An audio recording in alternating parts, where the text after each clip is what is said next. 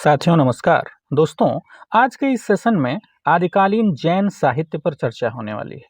दोस्तों, हिंदी साहित्य के इतिहास की एक जो क्रमबद्ध सीरीज चल रही है, उसमें इसके पहले आपने सिद्ध साहित्य, नाथ साहित्य, रासो साहित्य, इन सभी का अध्ययन किया। दोस्तों, आज के इस वीडियो में हम आदिकालीन जैन साहित्य, जिसको रास साहित्य के नाम से भी अभिहित किया जाता है, उसका अध्ययन करने वाले हैं। दोस्तों, सबसे पहले जानते हैं कि ये जैन साहित्य है क्या। दोस्तों, भारत के पूर्वी क्षेत्रों में जिस प्रकार सिद्धों ने अपनी रचनाओं के माध्यम से बौद्ध धर्म के वज्रयानी मत का प्रचार प्रसार किया, ठीक उसी प्रकार पश्चिमी और दक्षिणी क्षेत्र में जैन साधुओं ने भी अपनी रचनाओं को माध्यम बनाकर अपने धर्म का प्रचार प्रसार किया, जिसे जैन साहित्य कहते हैं। रास साहित्य इसकी एक प्रकार की दोस्तों शैली है। जैन साहित्य को रास साहित्य भी कहते हैं। रास साहित्य इसीलिए कहते हैं क्योंकि रास एक प्रकार की काव्य शैली है, एक प्रकार की रचना शैली है। दोस्तों, जैन साहित्य को रास साहित्य क्यों कहते हैं? अब यहाँ एक बात ये भी जानना जरूरी है कि रासो साहित्य अलग है और रास साहित्य अलग है। आदिकालीन जो राजाश्रित साहित्य है उसको रासो साहित्य कहते हैं, जिसमें पृथ्वीराज रासो, विशलदेव रासो, खुमान रासो, ये सारी रचनाएं आती हैं। और आदिकालीन धार्मिक साहित्य के अंतर्गत जो जैन साहित्य है, उस जैन साहित्य को रास साहित्य कहते हैं, जिसमें भारतेश्वर, बाहुबली रास, इस तरह की रचनाएं देखने को मिलती हैं। ये रास है क्या, इस पर इसी वीडियो में आगे चर्चा होगी। दोस्तों, रास वस्तुतः एक प्रकार की शैली है जो कि जैन साहित्य की सबसे प्रसिद्ध शैली कही जाती है। जैन साहित्य की अन्य रचना शैलियां भी हैं जो इस प्रकार हैं। दोस्तों, आचार शैली एक प्रकार की जैन धर्म की शैली है। इसमें घटना के स्थान पर उपदेशात्मकता प्रधान रहती है। ये शैलियां क्या हैं, ये मैंने पहले ही बताया, ये काव्य शैलियां हैं, ये रचना की शैलियां हैं। जो जैन साहित्य है उसकी रचना की शैलियां हैं, जैन कवियों की काव्य शैलियां हैं। पहली शैली है दोस्तों आचार शैली। आचार शैली में घटना के स्थान पर उपदेशात्मकता प्रधान रहती है, यानी उपदेशित करना इस प्रकार के काव्य का प्रमुख उद्देश्य होता है। दूसरी शैली है दोस्तों रास शैली, जिस पर अभी चर्चा ही हो रही है। यह काव्य शैली प्रबंध काव्य के लिए प्रसिद्ध हो गई। वस्तुतः जैन तीर्थंकरों का जीवन चरित्र तथा भगवान विष्णु के अवतारों की कथा जैन आदर्शों के कलेवर में रास नाम से पद्यबद्ध की गई। दोस्तों, रास क्या है? एक प्रकार की शैली है और प्रबंध काव्य के लिए ये प्रसिद्ध हो गई। और जो जैन तीर्थंकर हैं उनका जीवन चरित्र, भगवान विष्णु के जो अवतार हैं उनका जो उनकी कथा है, ये सब जैन आदर्शों के कलेवर में जो पद्यबद्ध की गई, वही रचना जो है दोस्तों रास साहित्य कहलाती है। और वही एक प्रकार से रास शैली आप उसको कह सकते हैं। दोस्तों, तीसरी जो शैली है वो फागु शैली है। दोस्तों, ये मुक्तक काव्य के लिए प्रसिद्ध है, फागु शैली, और मुक्तक काव्य के लिए प्रयुक्त होती रही है। और चौथी शैली है दोस्तों चरित शैली। चरित शैली नाम से स्पष्ट है, ये चरित प्रधान होती है दोस्तों। तो दोस्तों, ये जैन साहित्य की चार शैलियां हैं, जिसमें आचार शैली, रास शैली, फागु शैली और चरित शैली, ये चार प्रमुख शैलियां हैं। इसमें रास शैली सबसे ज़्यादा प्रसिद्ध है और इसी रास शैली के आधार पर ही जो रास साहित्य है वो रचा गया। यानी रास शैली अधिकतर रचनाओं में देखने को मिलती हैं। इसी आधार पर जैन साहित्य को रास साहित्य भी कहते हैं। दोस्तों, वस्तुतः रास शब्द जो है ये संस्कृत साहित्य में नृत्य और क्रीड़ा से संबद्ध माना जाता है। नृत्य और क्रीड़ा, क्रीड़ा माने खेल, संस्कृत साहित्य में नृत्य से संबंधित और क्रीड़ा से संबंधित है ये रास शब्द। दोस्तों, आचार्य भरत मुनि ने इसे क्रीडनीयक कहा। परीक्षाओं में पूछा जाता है रास शब्द आचार्य भरत मुनि के अनुसार रास शब्द का क्या अर्थ है, तो आचार्य भरत मुनि ने दोस्तों इसे क्रीडनीयक कहा। अभिनव गुप्त ने रास को एक प्रकार का रूपक स्वीकार किया है। यह भी पूछा जा सकता है कि रास साहित्य में रास शब्द को अभिनव गुप्त ने क्या माना, तो अभिनव गुप्त ने एक प्रकार का रूपक स्वीकार किया है रास शब्द को। दोस्तों, वात्स्यायन के कामसूत्र 6वीं-8वीं शताब्दी जो है तक आते आते इस काव्य शैली में गायन का भी समावेश हो गया। रास एक प्रकार की शैली है जो कि 6वीं-8वीं शताब्दी, यानी वात्स्यायन ने जो कामसूत्र लिखा, जिसका समय 6वीं से 8वीं शताब्दी माना जाता है, वहां तक आते आते ये जो रास शैली है इसमें गायन का भी दोस्तों समावेश हो गया, यानी इसके पहले गायन का समावेश इस शैली में नहीं था। दोस्तों जैन साधुओं ने रास को एक प्रभावशाली रचना शैली का रूप दे दिया। जैन मंदिरों में रात में श्रावक लोग, श्रावक माने गृहस्थ लोग, ताल दे देकर रास का गायन करते थे। 14वीं शताब्दी तक इस शैली का प्रचार प्रसार रहा दोस्तों। यानी जो श्रावक लोग होते थे वो जैन मंदिरों में ताल दे देकर रास शैली का गायन करते थे। और मैंने अभी भी बताया इसमें गायन शैली का जो है समावेश ये 6वीं से 8वीं शताब्दी के आसपास होता है।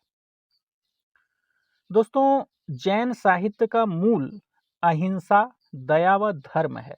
पूछा जा सकता है कि निम्नलिखित में से क्या जैन साहित्य का मूल है। तो दोस्तों जैन साहित्य का मूल अहिंसा, दया व धर्म है।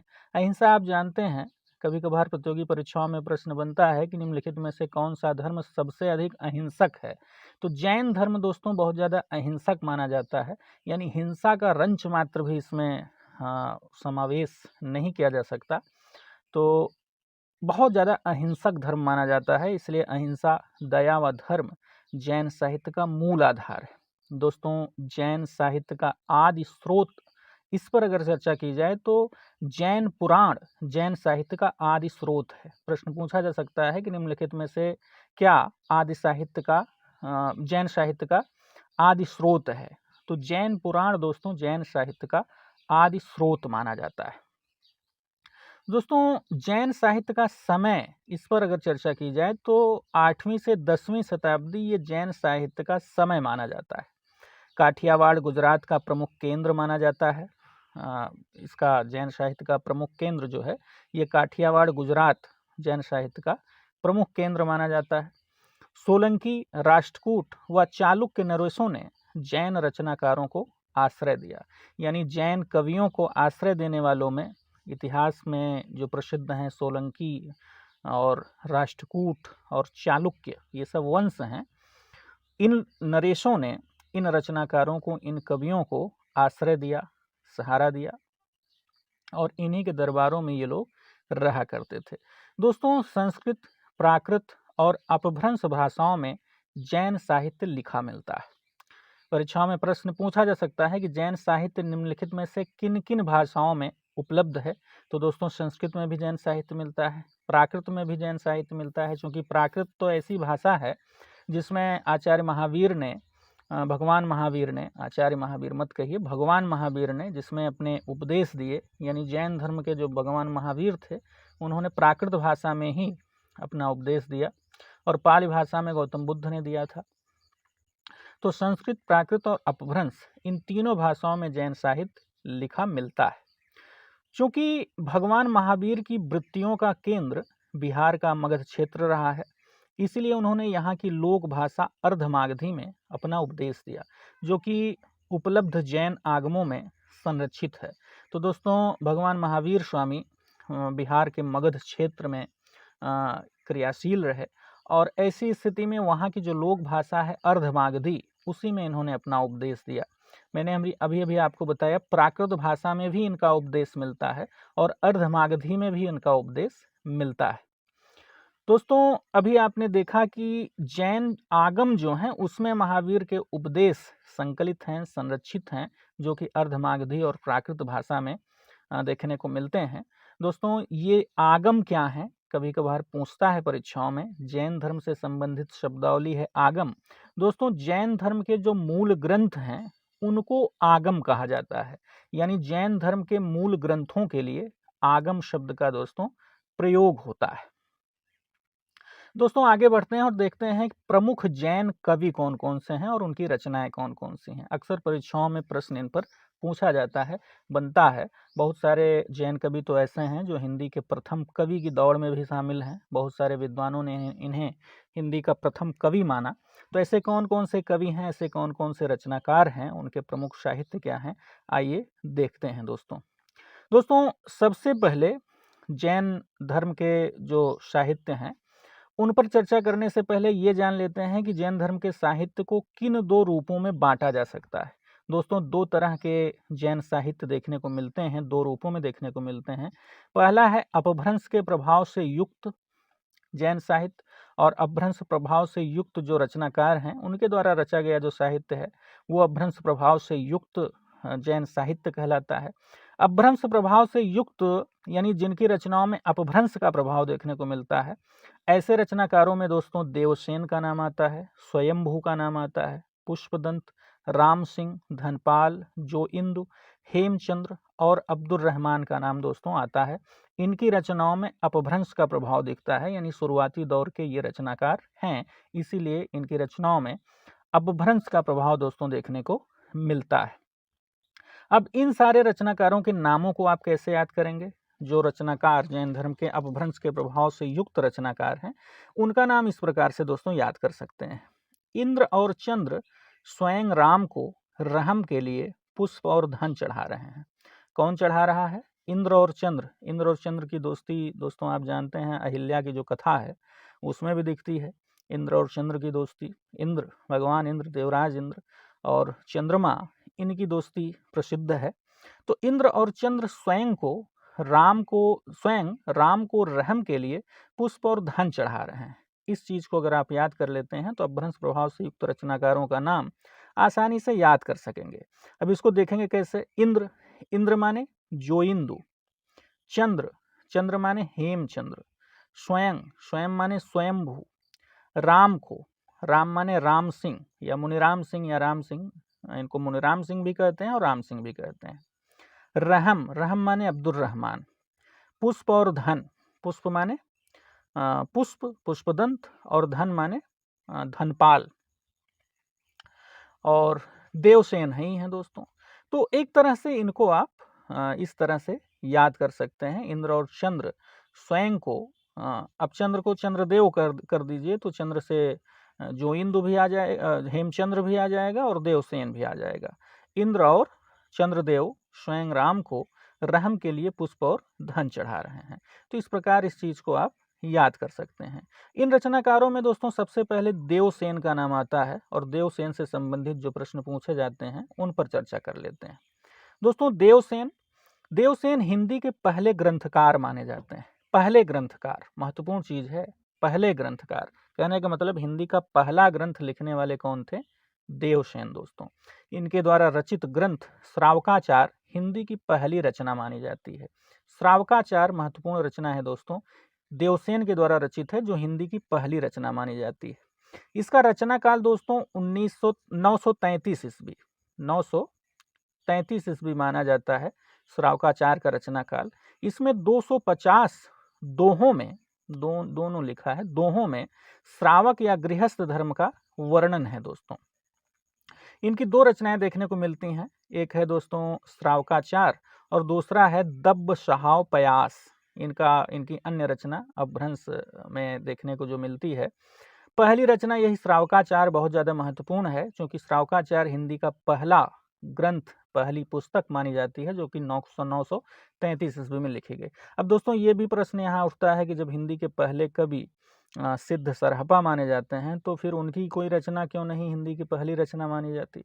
तो दोस्तों इसलिए नहीं मानी जाती उनकी कोई रचना हिंदी की पहली रचना, क्योंकि उन्होंने फुटकर रूप में छंदों का सृजन किया।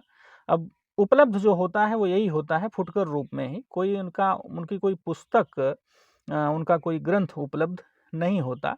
इसलिए हिंदी के पहले कवि, यही पहला ग्रंथ यही श्रावकाचार ही माना जाता है। भले इनके पहले 933 ईस्वी के पहले कवि रहे हों, लेकिन उनकी कोई पुस्तक, उनका कोई ग्रंथ उपलब्ध नहीं होता। इसलिए जो उपलब्ध होता है उसी आधार पर उसको हिंदी का पहला ग्रंथ स्वीकार किया जाता है। दोस्तों दूसरे कवि स्वयंभू हैं, जो अपभ्रंश के प्रभाव से युक्त कवियों में हैं। इनका समय जो है 783 ईस्वी यानी 8वीं शताब्दी माना जाता है। डॉक्टर राम कुमार वर्मा ने स्वयंभू को हिंदी का पहला कवि माना, और ये अपभ्रंश के दोस्तों वाल्मीकि कहे जाते हैं।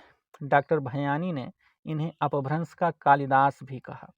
तो इन पर भी तमाम प्रश्न बन जाते हैं। स्वयंभू का समय ही पूछता है, 783 ईस्वी स्वयंभू का समय है।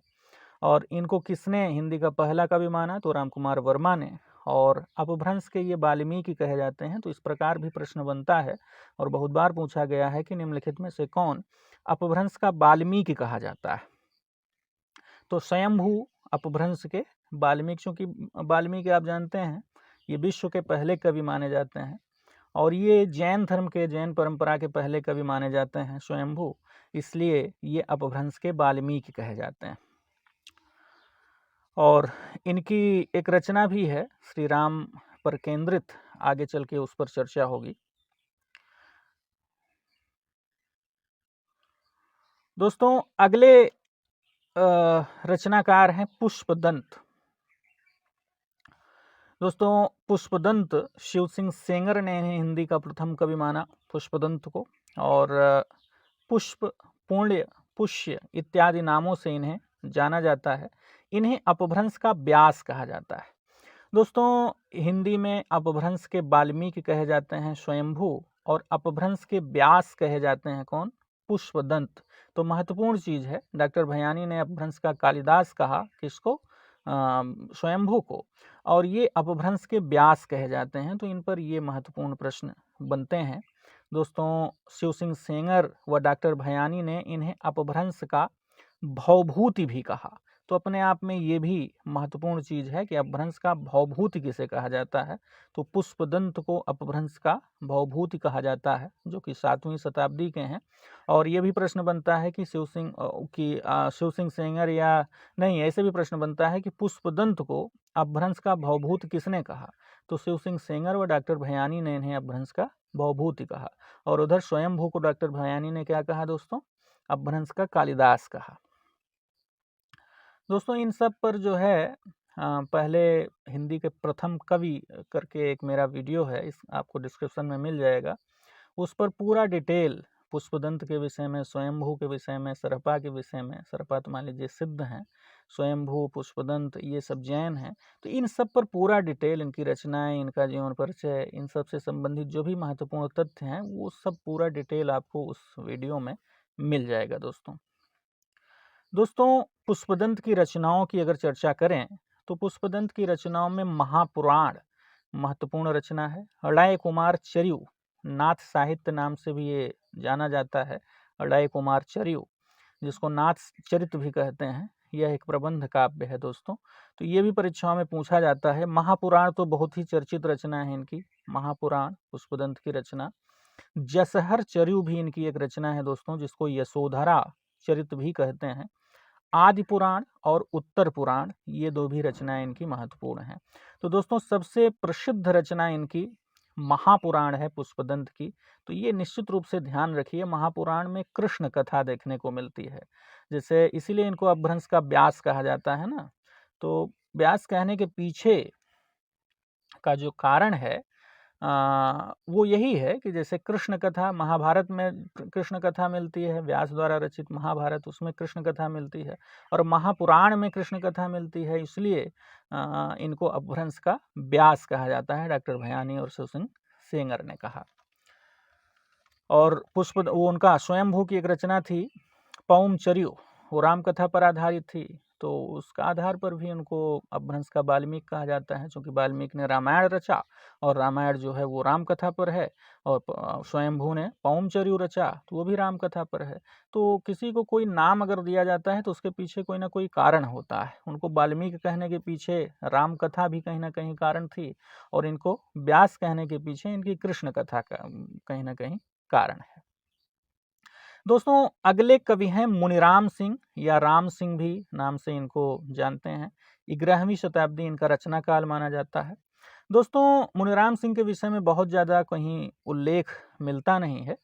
इनके दोहों में करहा, जिसको ऊंट कहते हैं, करहा को ऊंट कहते हैं दोस्तों, करहा शब्द बार बार आता है इनकी रचनाओं में, जिससे ये अनुमान लगता है कि ये राजपूताने के रहे होंगे।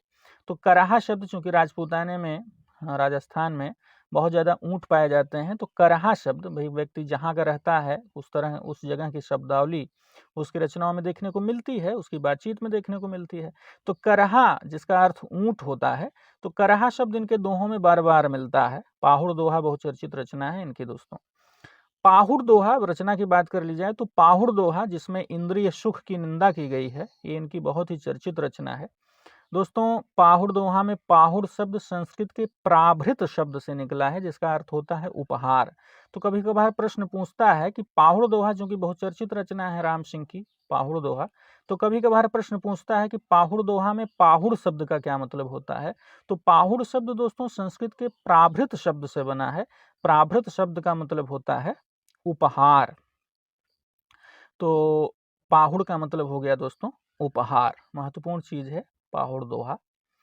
दोस्तों अगले कवि हैं धनपाल, बहुत ही चर्चित कवि हिंदी के माने जाते हैं। ये भी 10वीं शताब्दी इनका रचना काल माना जाता है। दोस्तों धनपाल धक्कड़ वंशीय दिगंबर जैन थे। आप जानते हैं कि जैन परंपरा भी दो भागों में बटी, जैसे बौद्ध धर्म दो भागों में बटा, हीनयान और महायान, वैसे जैन परंपरा भी, जैन धर्म भी दो भागों में बटा, एक दिगंबर और दूसरा श्वेतांबर। दिगंबर माने अंबर माने वस्त्र होता है, जो दिशाओं को ही अंबर यानी वस्त्र मानते हैं, और दूसरा श्वेतांबर जो सफेद वस्त्र धारण करते थे। तो ये दिगंबर थे दोस्तों, यानी दिशाएं ही इनका अंबर थी, वस्त्र धारण नहीं करते थे धनपाल। तो धक्कड़ वंशीय दिगंबर जैन साधु थे दोस्तों ये। इन्होंने अपने प्रभाव से राजा भोज, राज्य लिखा है, टाइपिंग में कहीं कहीं दिक्कत आ जाती है, राजा भोज को जैन धर्म में दोस्तों इन्होंने दीक्षित कर दिया। इन्होंने अपने प्रभाव से, इनका ऐसा प्रभाव था कि राजा भोज जो कि सनातन धर्म के थे, हिंदू धर्म के थे, राजा भोज को इन्होंने क्या किया, जैन धर्म में दोस्तों दीक्षित कर दिया। इनकी रचनाओं की अगर बात करें तो इनकी रचनाओं में भविष्यत कथा बड़ी चर्चित रचना है। इसमें कुल 22 संधियां और साधारण वणिक पुत्र को इसका नायक बनाया गया है। कुल 22 संधियां हैं, संधि का मतलब पाठ से यहाँ है, भाग से है, पाठ से है। इसे सूर्य पंचमी महात्म भी कहा जाता है दोस्तों, भविष्यत कथा को। तो भविष्यत कहा भी कहीं कहीं मिलता है, क्योंकि अपभ्रंश में कथा को कहा कहते हैं, तो भविष्यत कथा भी मिलता है और भविष्यत कहा भी मिलता है। तो बहुत बार परीक्षाओं में पूछी गई है और बहुत ही महत्वपूर्ण रचना है भविष्यत कथा इनकी। इसमें 22 संधियां हैं और साधारण एक बणिक पुत्र है, बनिए का एक पुत्र है, वो इसका नायक है दोस्तों। इनकी दूसरी रचना है दोस्तों तिलक मंजरी। राजा भोज ने इसकी पांडुलिपि जला दी थी। और तिलक मंजरी दोस्तों देखा जाए तो धनपाल की पुत्री थी। एक बार ऐसी कथा मिलती है कि इन्होंने बाणभट्ट की कादंबरी का अनुवाद किया था प्राकृत भाषा में, धनपाल ने। क्योंकि धनपाल आप जानते हैं कि ये राजा भोज के यहाँ रहा करते थे, तो राजा भोज के ही कहने पे इन्होंने कादंबरी का प्राकृत भाषा में अनुवाद किया और कई साल लग गए उसको उसका अनुवाद करने में। क्योंकि कादंबरी बहुत महत्वपूर्ण रचना है, बड़ी रचना है बाणभट्ट की, और उसका कई सालों में इन्होंने प्राकृत में अनुवाद किया। जब ये गए राजा भोज के पास उस प्रति को लेके, तो राजा भोज ने इनसे कहा कि इस प्रति का इनके राजा भोज के नाम से प्रकाशन हो जाए, अपनी इच्छा जाहिर की। यानी किताब लिखा किसने, धनपाल ने, अनुवाद किया धनपाल ने, पुस्तक थी धनपाल की, लेकिन राजा भोज के पास जब पांडुलिपि गई तो राजा भोज ने कहा कि धनपाल इस पुस्तक का प्रकाशन हमारे नाम से होना चाहिए। लेकिन धनपाल इस पर नहीं माने, तो राजा भोज, भाई राजा थे, गुस्सा आ गया, उनको क्रोध आ गया, तो वो पांडुलिपि ली उस पुस्तक की और उन्होंने जला दिया, नष्ट कर दिया उसको। तो राजतंत्र में अच्छाइयाँ थी तो बहुत ज़्यादा बुराइयाँ भी थी दोस्तों।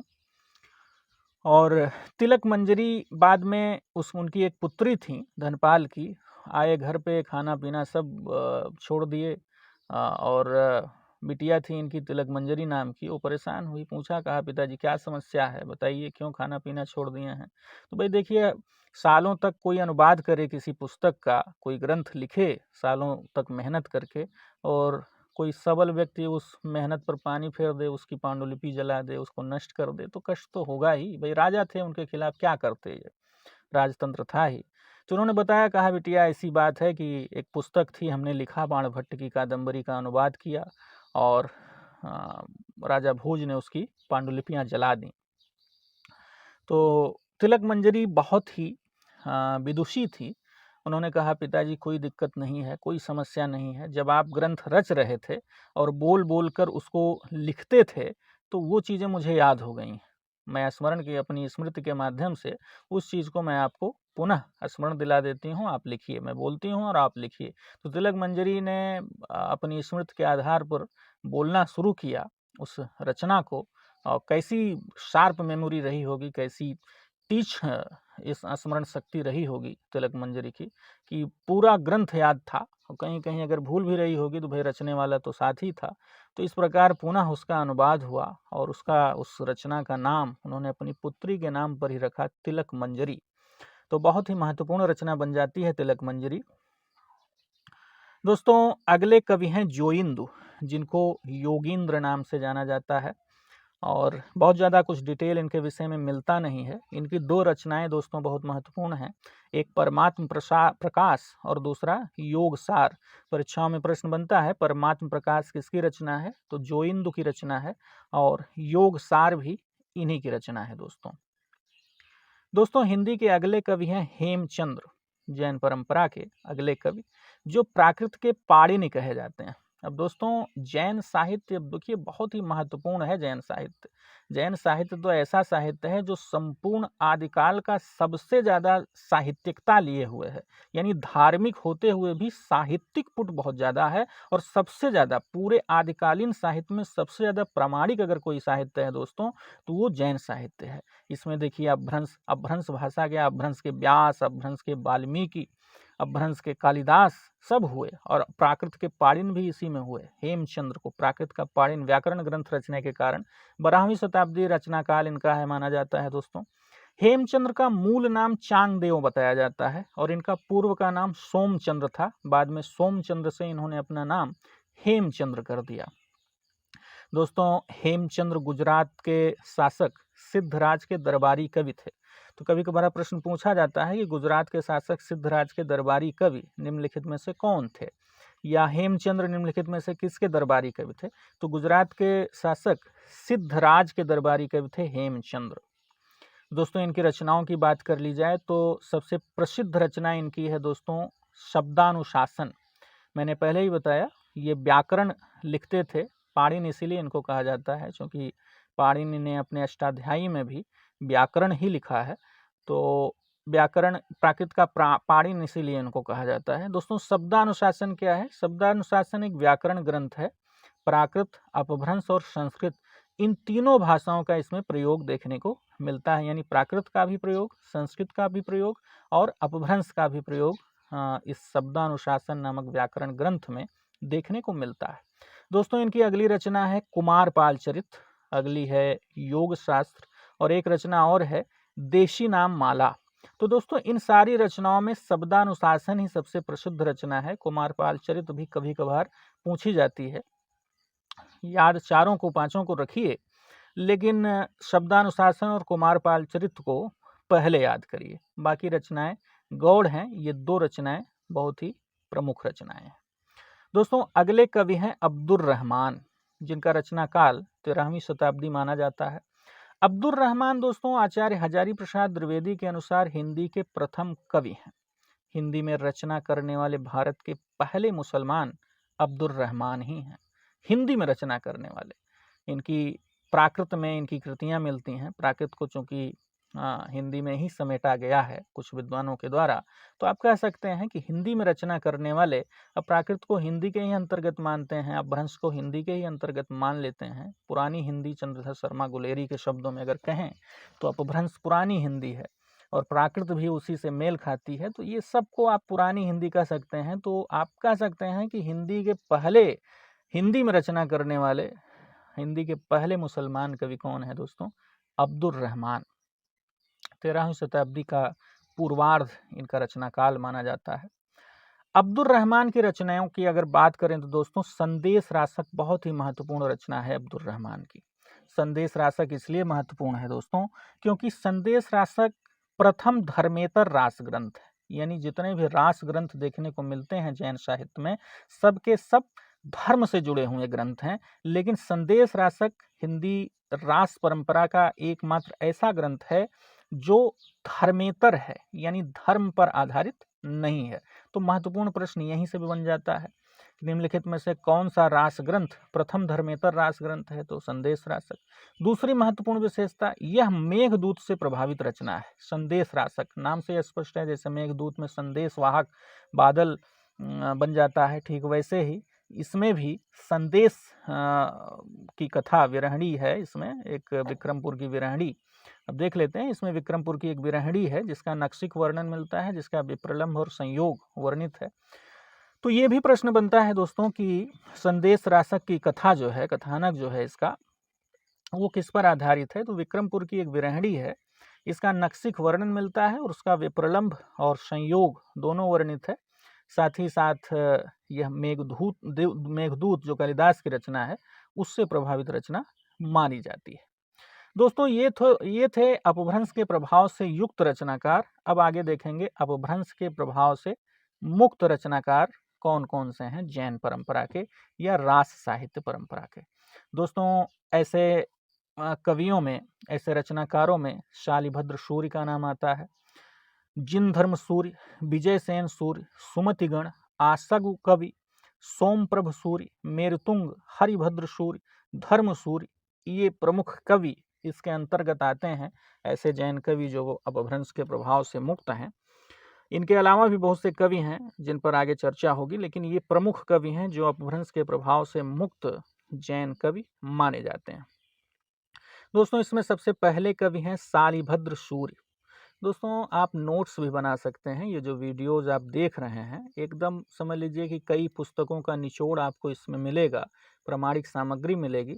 तो आप एक क्रमबद्ध तरीके से, पूरी श्रृंखला चल रही है हिंदी साहित्य के इतिहास की, तो आप नोट्स तैयार कर सकते हैं। यानी वो नोट्स अगर आप तैयार कर लेंगे इससे, तो वो भविष्य में आपके काम देगा। दोस्तों शालिभद्र सूर्य की अगर चर्चा करें तो इनकी रचनाओं में ये 12वीं शताब्दी के माने जाते हैं। शालिभद्र सूर्य, बहुत ज़्यादा उल्लेख तो इनके विषय में नहीं मिलता। इनकी जो रचनाएं हैं ये गणपत चंद्र गुप्त ने हिंदी का प्रथम कवि मानते हैं। ये हिंदी का प्रथम कवि वाला जो वीडियो है उसमें आपको इन सब के विषय में डिटेल में मिल जाएगा।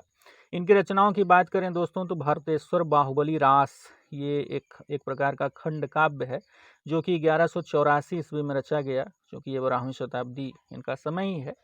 तो भारतेश्वर बाहुबली रास एक प्रकार का खंड काव्य है। तो यहाँ से भी प्रश्न बन जाता है कि भारतेश्वर बाहुबली रास की विधा क्या है? ये महाकाव्य है कि खंड काव्य है कि मुक्तक है कि कैसी रचना है?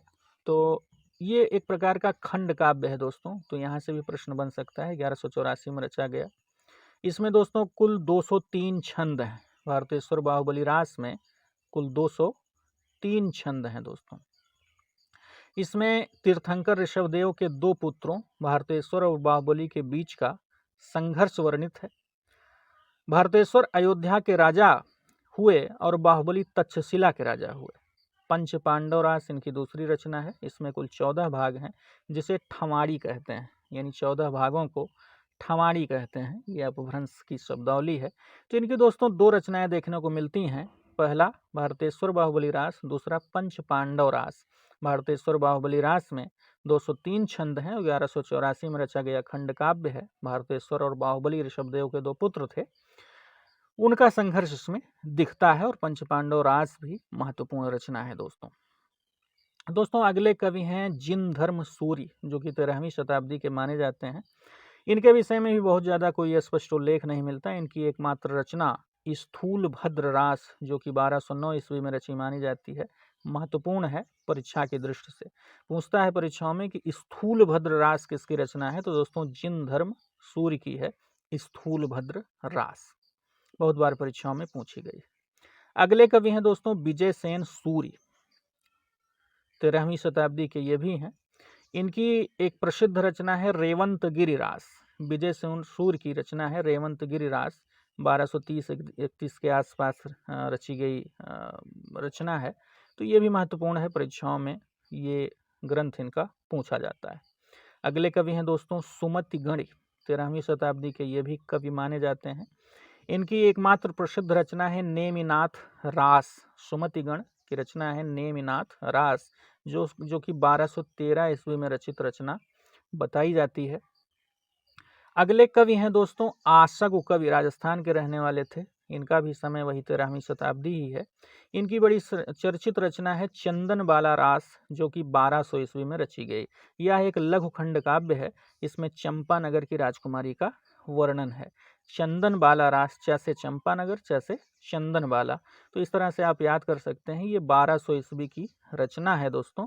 यह एक लघु खंड काव्य है, आशगु कवि की रचना है चंदन वाला रास। बहुत बार परीक्षाओं में पूछी गई है दोस्तों। चंदन बाला रास के अलावा इनकी एक और रचना है जीव दया रास, है ना। तो चंदन बाला रास और जीव दया रास, ये आशगु कवि की 2 रचनाएं हैं दोस्तों।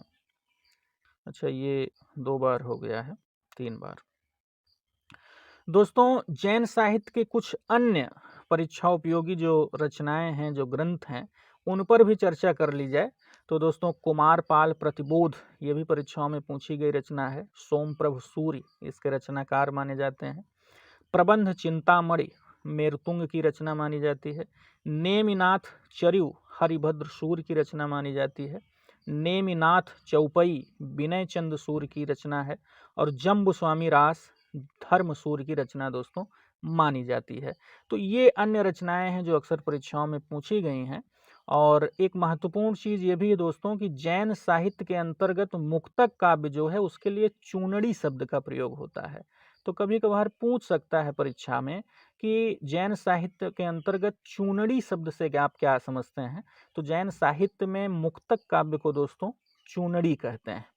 दोस्तों ये जैन धर्म पर आधारित एक प्रकार का सेशन रहा। और अगले वीडियो में दोस्तों हिंदी साहित्य की, धर्माश्रित साहित्य की ये जो श्रृंखला है ये तो समाप्ति हुई। और अगले वीडियो में दोस्तों आदिकालीन लौकिक साहित्य पर चर्चा होगी। बने रहिए चैनल पर। बहुत बहुत धन्यवाद आप सभी का।